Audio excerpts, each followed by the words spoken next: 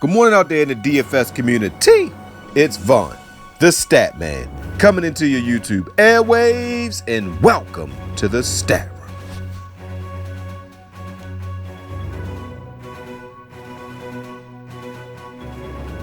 How is everybody doing this wonderful morning or afternoon, depending on when you watch this video? All right, ladies and gentlemen, week 4 is almost in the books. I'm doing this video right before the Monday night game between the Cincinnati Bengals on the road taking on the Pittsburgh Steelers. So guys, before I get into this video, I would appreciate it if you hit the like button and subscribe, because I know you're not going to want to miss my future content, because I know you're going to love the content in this video. All right, guys, so week 4, like I said, is almost in the books. So let's go through a quick recap, ladies and gentlemen. All right, Jared Goff, he threw for 500 yards and 65 passes, ladies and gentlemen. But he only had 2 touchdowns, but he ended up with 23.6. Winston had over 400 yards passing, 3 touchdowns, and 30 fantasy points. Lamar Jackson has had 4 straight 20-plus point fantasy games. He is the number 1 fantasy quarterback so far at 26.48. And Mahomes had an off game. This is his first game he didn't throw a touchdown. He had 18 fantasy points. Stafford had 23. Brissett had 23. Mariota had 23. Flacco had 23. And in the running back position, if anybody caught my video with the top 3 teams that no one is talking about, I had in there my breakout candidate, and it was Fournette. He was the number 1 running back on the slate. He had 25. Well, him and Eckler. Well, he was the number 3 running back. I apologize, guys. Chubb had 37. And I didn't realize that the Ravens' Brandon Williams wasn't playing. Or Brandon Williams wasn't. If I'd have knew, I would have had Chubb in there, because the Ravens, they only can stop the run when Brandon Williams is in there. He is a top 3 defensive tackle. So DFS is about exploiting mismatches. All right, so Chubb was the number 1 running back, Eckler was number 2, and Fournette was number 3. And then you had Goldman, who was the number 4 fantasy running back at 24 points. He had 2 touchdowns as well. At the wide receiver position, the number 1 receiver was Goodman against the Rams. He had 35 points. Woods had 25. McCaffrey, who had a lot of catches as well as running the ball, he had 28.9. I consider him more of a wide receiver than a running back, because he typically gets 8 to 9 targets in the passing game. A.J. Brown from the Tennessee Titans had 22.9. Like I just told you, Woods had 23.9. Cup had 23.4. Sutton had 22.2. And Landry destroyed the Ravens. The Ravens cannot guard the number 2 receiver as long as Jimmy Smith is not playing. They cannot guard 11 personnel when Jimmy Smith is not in the game. But if you notice, Beckham only had 2 catches, because Marlon Humphreys is one of the top cornerbacks in the league. All right, now the defenses. The Giants defense put up 24. The Patriots defense led the way again with 25. The Seahawks had 16, the Bears 17. The Seahawks 16 and Carolina 14. And let me just say the things that I got wrong so far. Last week I was wrong about Carolina's defense. They are a top 2 defense against the pass. They shut Watson down. I missed on that. I also missed on Fuller, because Fuller was in that lineup that I had. He was in my 4 horsemen. He got shut down. But I did hit on the other picks. The tight end had a touchdown for Indiana. For the Colts, he had a touchdown. And let's go through the tight end positions real quick. Disley had 15. Hooper had 17. Jones from the Browns had 15.7. All right, guys, so that is a quick recap. So, guys, we are on to week 5. So let's go through the slate real quick and look at a few of the games, guys.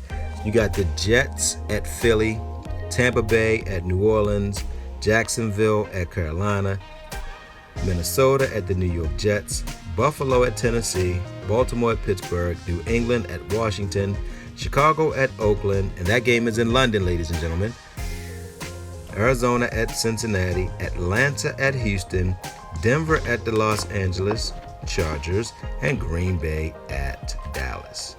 All right, guys, so When you look at the quarterback positions, you got Prescott. He's in a good matchup against Pittsburgh. You got Lamar Jackson. Jackson's in a good matchup against Pittsburgh. Prescott, I do not like him against Green Bay. Guys, in the NFL, it matters who you play. Everybody was all on Dallas bandwagon when they played 3 inferior teams. When they went to play a real team, they lost. The same with the Baltimore Ravens.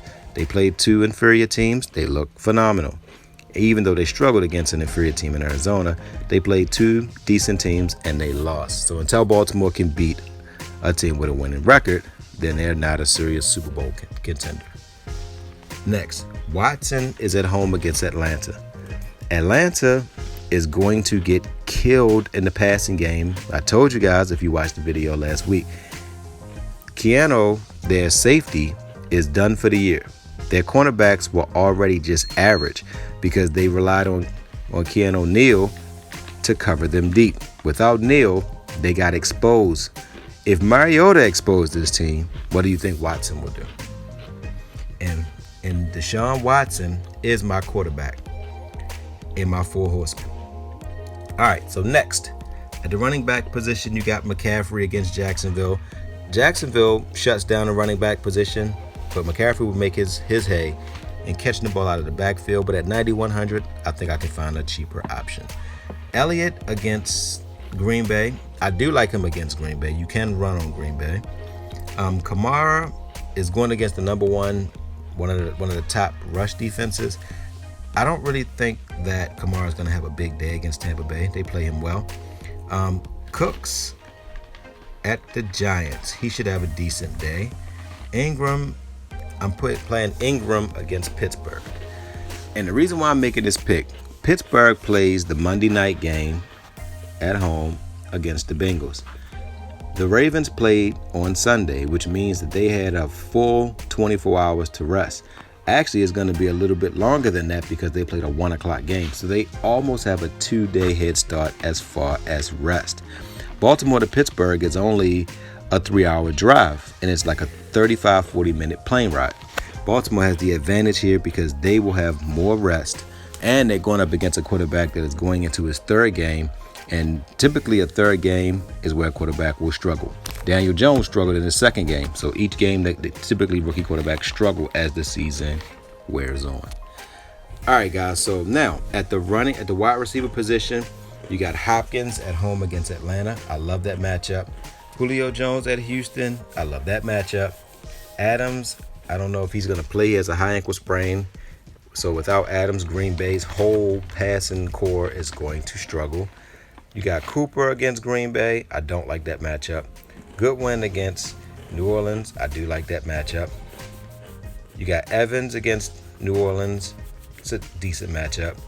I don't like any of New Orleans receivers because you got check down Charlie at quarterback for New Orleans, so I'm not really feeling any of those guys.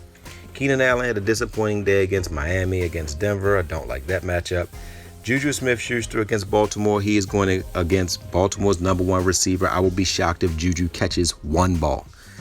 If Marlon Humphreys can hold Odell Beckham to 2 catches for 20 yards, what do you think he's going to do against Juju, who is slower, doesn't run crisp routes? He's nowhere near the athlete that Odell Beckham is. Run him at your own risk.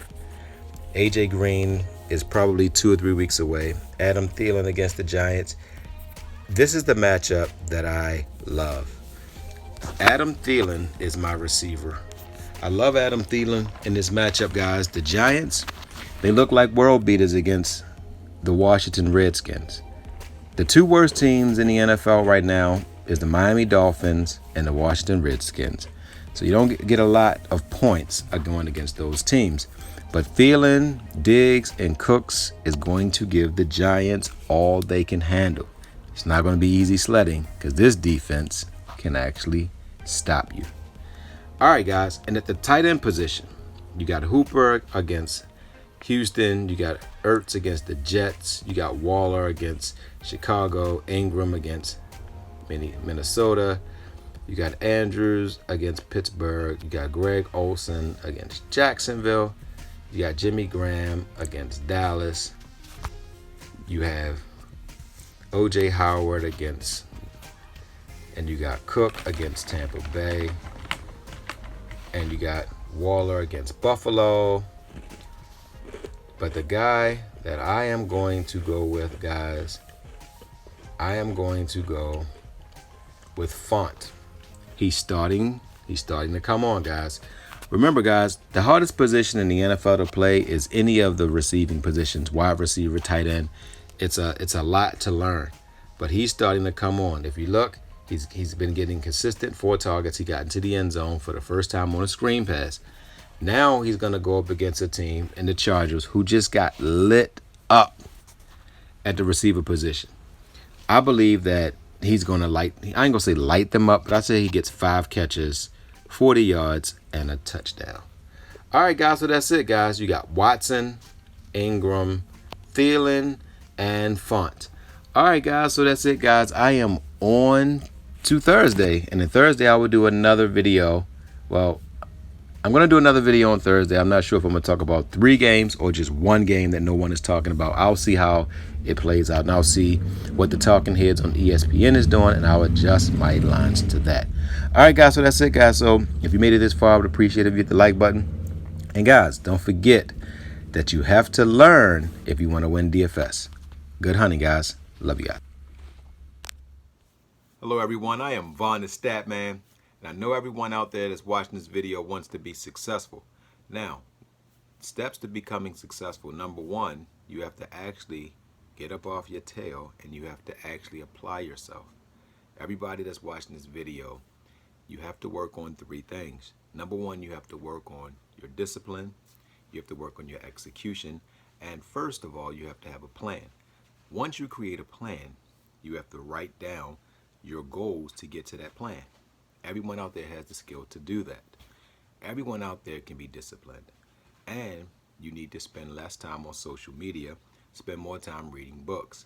And I also would recommend to surround yourself with people that can make you a better person, people who will challenge you. Because Jim Rome says it best. You want to be better, stronger, and wiser. And everybody out there has the skills to do that. And for you religious people, in my opinion, the Bible does not favor lazy people. So you have to actually apply yourself. Ladies and gentlemen, I was homeless. I'm no longer homeless. I got up off my butt and I said enough is enough. So to change your life, say enough is enough. Get you a plan. You have to be disciplined and you have to execute and do research. Because success is only given to those who earn it. Love you guys.